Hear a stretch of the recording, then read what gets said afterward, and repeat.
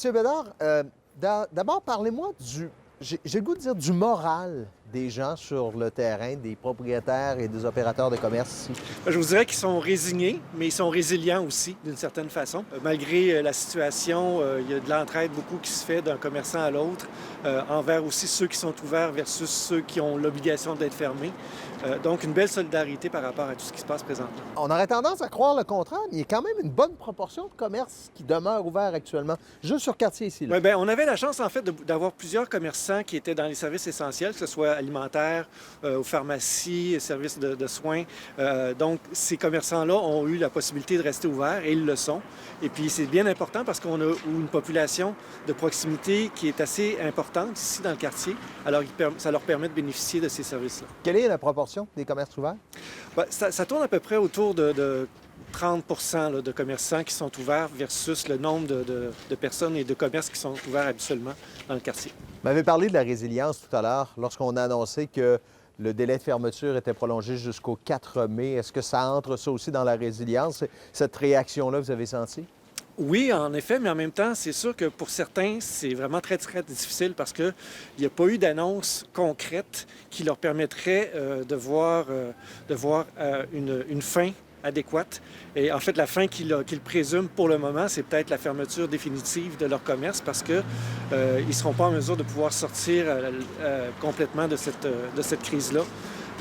Parce qu'il y a des problématiques de liquidité qui vont être insurmontables pour leur part. Il y en a qui vont fermer, et ça, on l'a souvent évoqué, mais est-ce que ces prêts rendus disponibles ou ces sommes rendues disponibles par les 3 paliers de gouvernement, ça peut faire une différence réelle pour certains commerçants? Pour certains commerçants, ça va faire une différence réelle dans le sens où ça va leur permettre de survivre. Mais avant qu'on ait des niveaux de prospérité semblables à ce qui pouvait se passer juste avant, ça va prendre probablement 1 an, si ce n'est pas davantage, pour certains commerçants. Et ça, c'est vraiment majeur. Puis je pense que c'est ça, la crise qu'on va vivre, parce que les habitudes aussi, les comportements des clients, la clientèle, le budget qu'ils vont avoir de disponible pour dépenser ne sera pas le même. Donc, en conséquence, ça va avoir des répercussions sur du plus long terme que ce qu'on imagine pour le moment. Comme consommateur, on aura beaucoup à faire dans la relance. Et certains ont déjà commencé par des initiatives d'achat local, maintenant supportées par le gouvernement, le fameux panier bleu. Est-ce que ça, déjà, on sent une différence? Oui, tout à fait. Il y a eu plus de 3 millions de clics au moment où on se parle. Alors, ça veut dire qu'il y a un intérêt, il y a un engouement pour la population québécoise. On salue, en fait, des initiatives comme celle-là.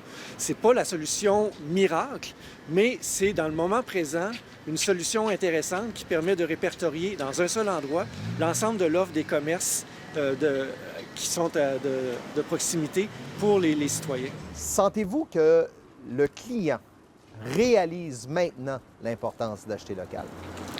Je pense que oui, le message commence à passer. Il y a eu des statistiques qui sont sorties aussi là-dessus. Les gens commencent à comprendre la réalité des commerçants locaux versus les grandes chaînes, le pouvoir que ceux-là avaient. Et ils sont en train de réaliser l'importance de garder ouverts leurs petits commerçants de quartier. Je vous ramène sur quartier, sur René Lévesque. Quelle serait la date butoir pour la réouverture totale? Les 7 SDC de la Ville de Québec, on a fait des sondages auprès de nos membres. Le taux de survie au 1er mai, c'était à peu près 25 En fait, il y avait 25 des commerçants qui ne pouvaient pas passer le 1er mai. Le 1er juin, on était rendu à 30 à 50 de commerçants qui n'étaient pas capables de passer à travers. Donc, est-ce que ces statistiques-là sont toujours bonnes au moment où on se parle? Je pense qu'il y en a une partie qui correspond toujours à la réalité des commerçants. Donc, il va y avoir effectivement une certaine hécatombe avec laquelle on va devoir vivre à la fin de la crise. M. Bédard, en espérant que ces scénarios-là ne se réalisent pas, merci beaucoup. Merci à vous.